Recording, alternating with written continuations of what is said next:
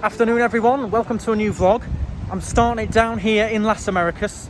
I've just finished a great live, really enjoyed that with everyone. So you might have seen my live yesterday. If you tuned in or watched it, thank you very much. So I've just finished that, I've called Laura, I'm just waiting for Laura to come and pick me up. Then I've got to meet a client at the office and then we're straight up to the airport. So the work doesn't stop, got to carry on. But yeah, just really enjoyed that live, and we're just down here in Las Americas, so I'll show you some of the views here now while we wait for Laura to come and pick me up.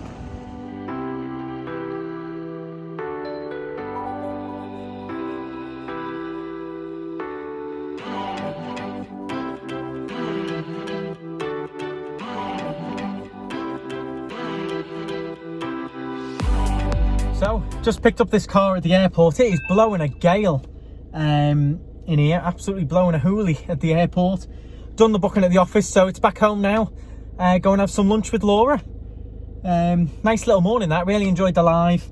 Booking went smooth, picking this up has gone smooth so far, so let's get back home. Oh, horrible here, dead windy. The minute you come out of Los Cris, it just shows how the difference, 20 minutes down the motorway, blowing a gale, overcast. Back home now, all done, airport all done, Laura's gone to work. It's that cold in Tenerife, I've had to put the oven on with the door open to warm the apartment up, and it's worked, I made up, it's a good trick. So I've warmed the apartment up by using the oven, having the oven on. And it worked well, I'm happy. It worked pretty well, I think. Doors open, I thought it worked well. It's a good little trick. So I've just got to quickly do these dishes from Laura's dinner, get them done for her, and then we've got to walk the dog. So we'll be going down to the beach to walk the dog. See you in a minute.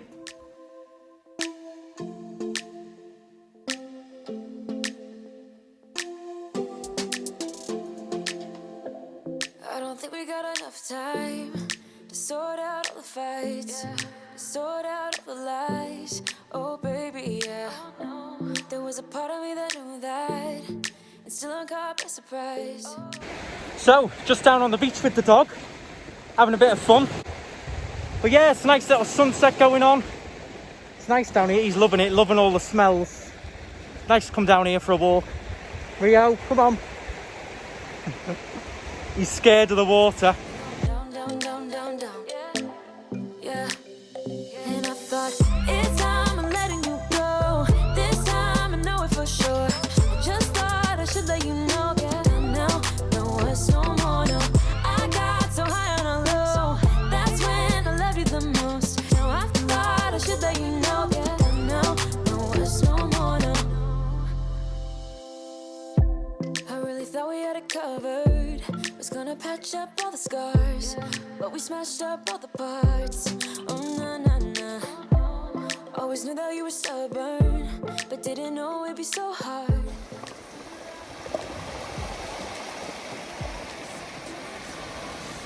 So this is a great part of Los Cristianos, nice and quiet. You get a really nice sunset, so you can hear the waves crashing against the pebbles. You've got people fishing. It's a lovely little area. I love walking the dog here. Nice just to de-stress, chill out, and you know, give the dog some fun as well.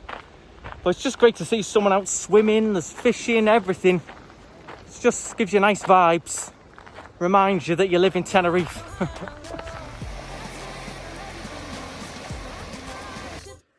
Back from walking the dog, all done, lovely walk. Just put a bit of YouTube on, about to tidy up and cook my dinner. My little fascination at the moment on YouTube, someone actually saw me on there the other day because I commented, and it was one of the subscribers to my channel, and they messaged me and said, I've just seen your comment on his video. It's called Scammer Payback on YouTube. I'm addicted to the videos, Scammer Payback. He gets thousands of views, and this guy just is full time just catching out scammers and winding up scammers and calling the numbers, and he goes in and he'll delete their files and stuff. I'm just hooked on it for some reason. I find it hilarious and really, really good. He's actually saving people from scams and winding up all these scammers and causing them loads of hassle. these nasty scammers. Check them out on YouTube. I'm hooked on it. It might not be some people's cup of tea. I mean, it might probably give you a headache after a while. But I really enjoy them. And he does lives of them as well. It was on a live the other day that one of the KnightStrider subscribers found me. I was commenting in the live. He's really good. I like him. So check him out. Scammer Payback. And it's also quite educational because if you ever get one of these calls, you'll know exactly. It's the same sort of script every single time they try and pull the same scam. So it's quite educational because if you ever get one of these calls, you'll know straight away it's one of these scams. So that's what I've got on at the moment. And he does like an old woman's voice. And what are you doing with my account? I don't know. I'm Vivian Rogers. You just put it on. It's funny. Really funny. Well, I have a small business. I don't know if that counts. I have a popcorn company.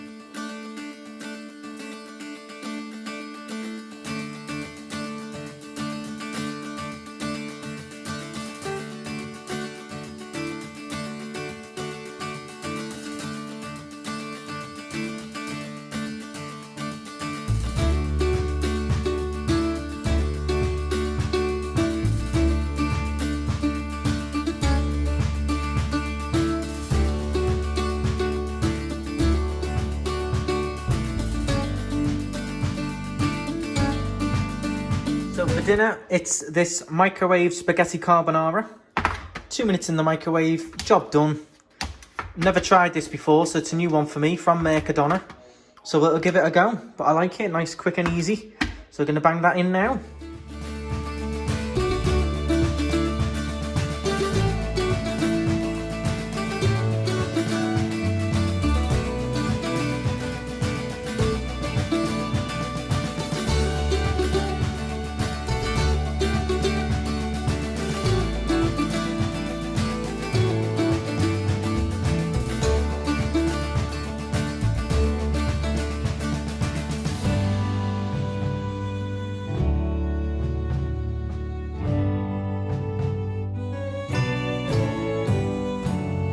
So, I'm going to talk to you now. I've had a few questions about it with the business and things like that, what's going on. I'm going to tell you quickly how I save money myself, because a lot of people are doing it now. It's January, people are struggling for work, struggling for jobs, struggling for money. So, a few of the things that I do and that me and Laura do to save money. I know it's probably a bit of a random topic for some of you, but it's a big thing for me. So, first thing, obviously, we do, the minute we get paid, we will section off a big load of savings of that. And so say, for example, you can put away like 25% of what your monthly salary is and try and save that. Basically just saving first. So the minute you get paid, put a chunk away in savings and then live off the rest. I always have that idea of whatever you earn a year, say it's 12,000, try and think of it as 10,000. You earn 10,000 a year. Straight away, 2 comes off, goes into savings. So if you earn 1,000 a month, tell yourself you don't. You earn 800. You earn 700. Put 300 away and try and live off that 700. Obviously, sometimes that's a bit difficult. You might need to use a bit more, or you can't save that much, but put it away, try and save it away and try and live off that lower amount. If you can't, then eat into the savings a little bit, but you'll be surprised if you put a good chunk away and do your very best, a lot of the times you can save that money. So that's the first thing we do, obviously. Second thing is selling things we don't need. So if you've got anything around the house that you don't use, don't really need it, you don't use it enough, sell it, cash it in. Get that money in the bank. You can either save it or spend it on something else you are going to use. But stuff that's not used in the cupboards, old phones, anything like that, scrap them in, sell them. That's the second thing. Just get rid of anything you don't use and get the money back for it if you can. If you can't, you could donate it to charity or something's aren't actually worth any money. But where applicable, if you can sell something, do it. Another thing we do, you might have seen me do it on the vlogs before. Laura will know as well, definitely. If I see something I like or I like the look of, I'll wait like a day or till the next day or sleep on it before I go and buy it. I'll think about it. I try not to impulse buy. So if I see like a jacket and something I like, I'll go away and think about it. Do I really need the jacket? Do I really need this? It's really easy to impulse buy. So if you see something you really like, go and think about it for a few hours or sleep on it. Maybe try and find it cheaper somewhere else. And then you might wake up the next day in a completely different mood and think, no, I'm not going to really wear that, or I'm not really going to use that. I don't really need that, or I can get it cheaper. So that's basically think before you buy. Is another way of saving money, because a lot of the times people impulse buy things that they don't really need, and then it'll just sit in the wardrobe or it'll sit in the cupboard and isn't really used. So another one we try and do, it's massive in the UK, I know Martin Lewis always goes on about it, is like keeping your bills down. So your electricity bills, your water bills, try and keep them down, try and keep, turning the lights off. Don't use too much hot water. Especially in the UK or other countries, you can switch suppliers and get stuff cheaper. Tenerife isn't too much like that really, but we do try and, not waste electricity when we go out. Won't leave any lights on and stuff really. Maybe a small little lamp with an energy saving bulb in for the dog. Little things like that can add up over a year, especially in the UK, because you have very high expensive energy bills and heating bills. So you can always look at switching as well. There's meant to be a way you can switch and save a fortune. So that's the other thing. Also, like with the cars, try and reduce the fuel use. So if we don't have to use the car, we won't. If I can tie in an airport run with going to the mechanic and somewhere else all in the same trip, I'll do that. Try and save on fuel.